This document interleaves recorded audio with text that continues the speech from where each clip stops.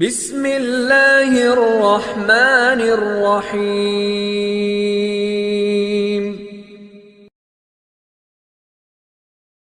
हमारे चैनल को सब्सक्राइब करें और नई अपडेट्स के लिए घंटी के बटन को जरूर दबाएं।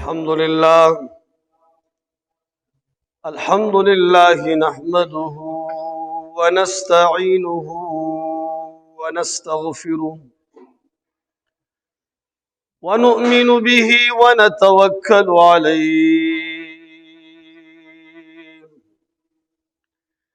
व नऊज़ु बिल्लाहि मिन शुरूरि अनफुसिना व मिन सय्यिआति अअमालिना।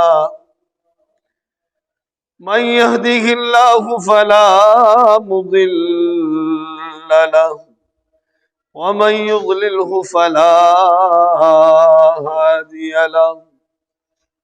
व अशहदु अन ला इलाहा इल्लल्लाहु वहदहु ला शरीक लहु व अशहदु अन्न सय्यिदना व सनदना व हबीबना व शफीअना व करीमना मुहम्मदन अब्दुहु व रसूलुहु।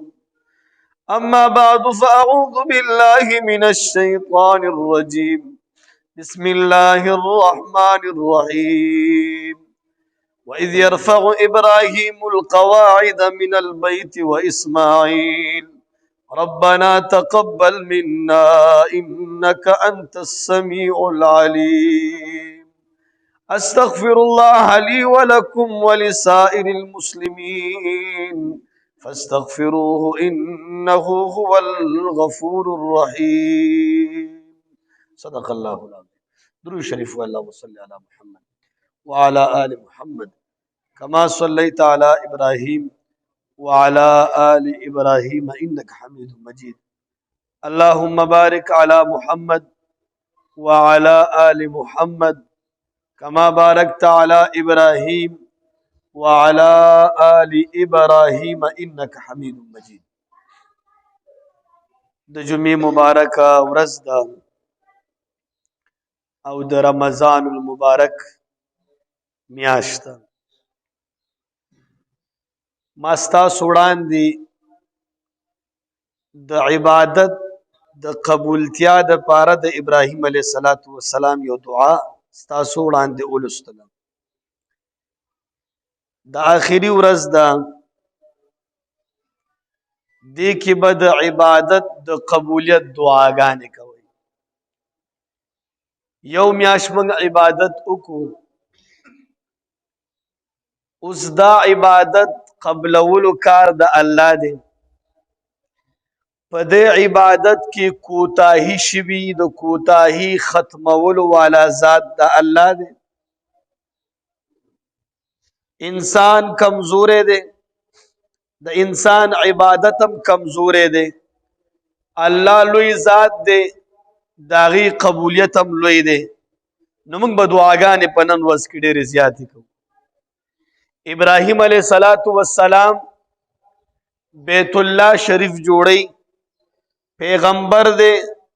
نبی علیہ السلام د هغې د زوی په نسل کې دی، اسماعیل علیہ السلام په نسل کې دی. هغه پیغمبر چې کله بیت الله شریف جوړی، وَإِذْ يَرْفَعُ إِبْرَاهِيمُ الْقَوَاعِدَ مِنَ الْبَيْتِ وَإِسْمَاعِيلُ، وی چې کله ابراهیم علیہ السلام او اسماعیل علیہ السلام بیت الله شریف جوړ کو، نو سوئی ربنا تقبل منا انک انت السمیع العلیم. یا الله دا کم کار چې موږ وکړه، دا بیت الله جوړ ک، دا موږ نه قبول کې، ته اوریدونکې او پوهې ذات. پیغمبر ځان له شان لري، بیت الله جوړول ځان له شان لري، او په دې بیت الله جوړولو کې ابراهیم علیه السلام فرمای ربنا تقبل منا انک انت السمیع العلیم. نو موتا بنن دعا کو، ربنا تقبل منا هذا الصيام، یا الله دا روزي زمون قبول کی. چې ابراهیم علیه السلام په شان دي پیغمبر دعاګانې کوي، زمو استاد سه حیثیت دی. نن به موتا خ دعاګانې کو، تر شپې پورې ټوله شپه به موږ او تاسو کینو، ګنټه دعا دا دعا به کوو چې الله زما دا عبادت قبول کړي، ما دا کوتاهي کړې، دا کوتاهي مې کړې، دا مې کړې. نبی علیہ الصلوۃ والسلام بارک راضی چې کله سړی روزه ماتي دا غي خپل دعا ده اللهم انی لك صمت وبك امنت وعلى رزقك افطرت. دلته یو بل دعا هم ذکر شوی ده وعلى رزقك افطرت وتقبل مني. نبی علیہ الصلوۃ والسلام دا دعا هم نقل شوی ده چې یا الله ستاسو لپاره مې روزه ونیوله، تا باندې مې ایمان راوړلی دی، ستا په رزق باندې افطاري کومه وتقبل مني او دا روزه زما نه قبوله. دا د دواړو جهانو سردار دا دعا کوي چې یا الله دا روزه زما نه قبوله کړي. نو دې دپاره کوشش وکړو موږ او تاسو به هم دا دعا کوو چې یا الله دا روزه زما نه قبوله کړي. دا آخري شپه ده، په دې شپه کې صحیح سره وباسو، الله ته ودرېږو، د خپل په دې کوتاهیانو باندې ورته وجاړو، الله په دې باندې ډېر لوی انعام ورکوي، ډېر لوی انعام ورکوي. آخري شپه په عبادت باندې الله ډېر زیات خوشحالیږي چې دا انسان ټوله میاشت عبادت وکړه، اوس ما ته ولاړ دی عبادت کې ته کمزوري شوي، کمزوری دی او ما ته وایي چې یا الله زما دا کمزوري ختمه کړي، یا الله دا په صحیح عبادت سره قبول کړي. الله ستا د ټولې میاشت عبادت قبلوي. حضرت عبداللہ ابن عباس سے روایت دی وَإِذَا كَانَ لَيْلَةُ الْفِطْرِ چې کله د اختر شپه شي سُمِّيَت لَيْلَةُ الْجَائِزَةِ وی د اختر شپې ته په اسمان کې د انعام شپه ویل کېږي، لیلة الجائزه ویل کېږي.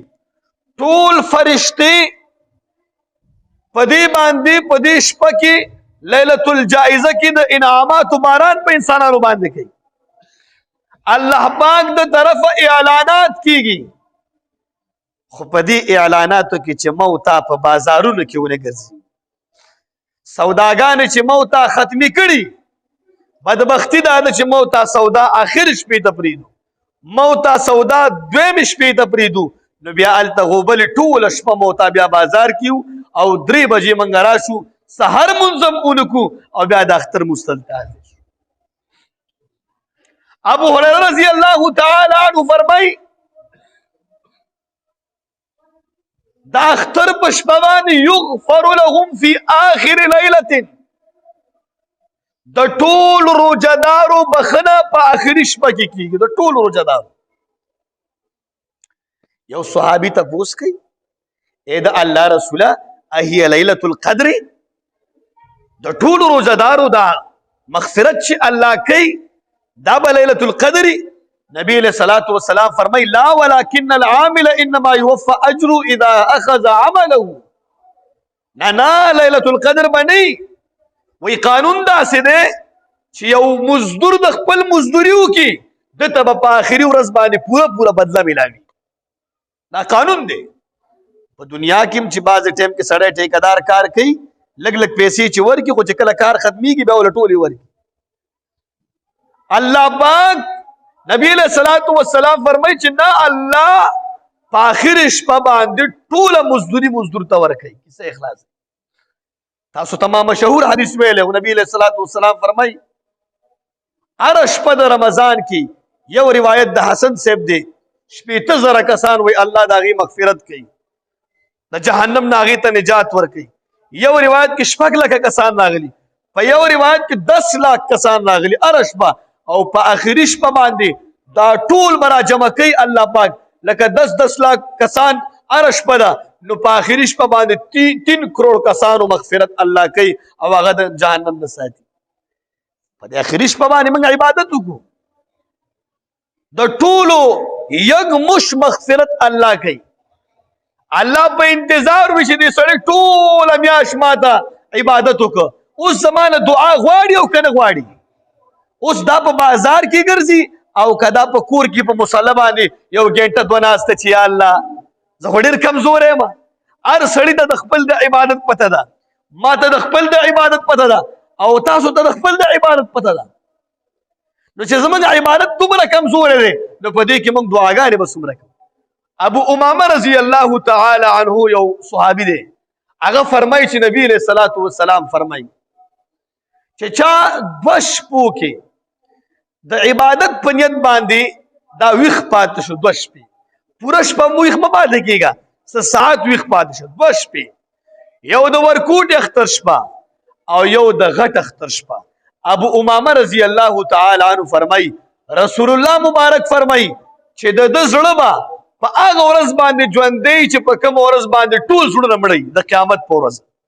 د قیامت په ورځ به الله د زړه ژوندې ساتي. معنی دا ده چې دې سړی کې به خوف نه دا سړی به ډېر زیات تر او تازه او خوشاله. د قیامت د ورځې علامات من خلکو ته وایو ټول به بربند ولاړي. داسې یو سوال دی چې دا بربند به ولاړ وي دا خلک به یو بل ته ګوري او که نه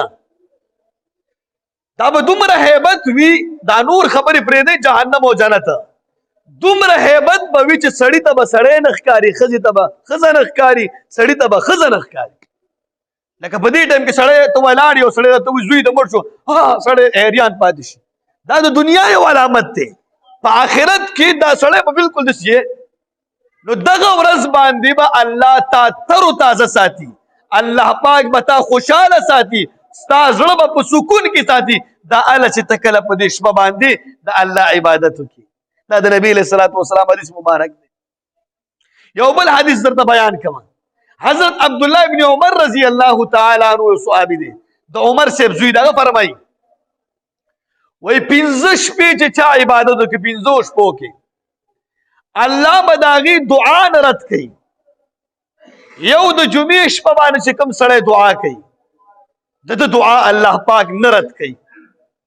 یو د اول رجب په شپې باندې چې کوم سړی دعا د الله نه کوي حضرت عبدالله ابن عمر سے فرمایي چې نبی علیه الصلاة والسلام فرمایي چې د ده دعا الله نه رد کوي. او یو 15 شعبان په شپه باندې شب براءت چې ورته وایي په دې شپه باندې الله د انسان دعا نه رد کوي. او یو د ورکوټ اختر په شپه باندې انسان دعا الله نه رد کوي. او یو د غټ اختر په شپه باندې موږ او تاسو خبر نه یو که نه چې کله موږ او تاسو خبر شو او عمل پې وکړو او د یقین په نیت دا عبادت وکړو قسم په الله زموږ او ستاسو بیړه پار ده. الله بانه ګوري روژه دې تېره کړه دې کې دم چې کوم دی صحیح عبادت ونه کړه. اوس دا یو شپه پاتې دا موږ او تاسو بازارونه کې تېروو. دې شپه کې موږ او تاسو عبادت نه کوو. دا ډېره د بدبختۍ خبره ده. معاذ ابن جبل رضی الله تعالی عنہ یو صحابي دی. دا حدیث را نقل شوی ترغیب و ترهیب یو کتاب دی په هغې کې دا حدیث دی. وایي کوم سړی چې 15 شپې عبادت وکړي وجبت له الجنه دا سړی به الله په جنت کې داخلوي. د دپاره جنت واجب دی چې کوم سړی 15 شپې عبادت وکړي. ګورئ چې اوس 8مه شپه د ذوالحجې کوم سړی چې په دې کې عبادت وکړي وجبت له الجنه الله به دته جنت ورکوي. 9مه شپه د ذوالحجې او 10مه شپه د ذوالحجې درې شو 4م نمبر د شب براءت چې ورته وایي په دې کې چا عبادت وکړه وجبت له الجنه. او 5م نمبر د ورکوټي اختر په شپه باندې چا عبادت وکړه وجبت له الجنه. څومره لوی انعامات دي. دې دپاره کوشش وکړو چې پیغمبران د خپل په عبادت باندې دعا د قبولیت کوي چې الله زمونږ دا عمل قبول کړي. مو تا به په سر کې دعاګانې کوو. او بیا د دې شپې چې کوم دی د ښځو لپاره یو عمل دی. ښځو لپاره دا عمل دی چې د نبي علیه الصلاة والسلام ازواج مطهرات چې کوم هغې به په دې شپې باندې نکریزې کولې خپل خاوند دپاره او خپله په زنانه باندې نن سبا خو نکریز هم چې خلک اچوي سړو باندې اچوي او دا داسې ځایونو ته ځي دا شی نشته. نکریزې دا د ازواج مطهراتو د اختر په شپه باندې د دې ښځو سنت دی خو دا به ښځې په کور کې د خاوند دپاره ځان برابروي. دا د ښځې په دې عملو کې دا ښځو دپاره یو سنت دی د ازواج مطهراتو. موږ خو د دین نه ناخبره یو چې په دین باندې عمل وکړو هر څه ټیک کېږي. نو دې دپاره ښځې د عمل وکړي او سړي د خپل عبادت وکړي. الله دې د عمل کولو توفیق را نصیب کړي. الله دې زموږ دا ټول عبادت د خپل په دربار کې قبول او منظور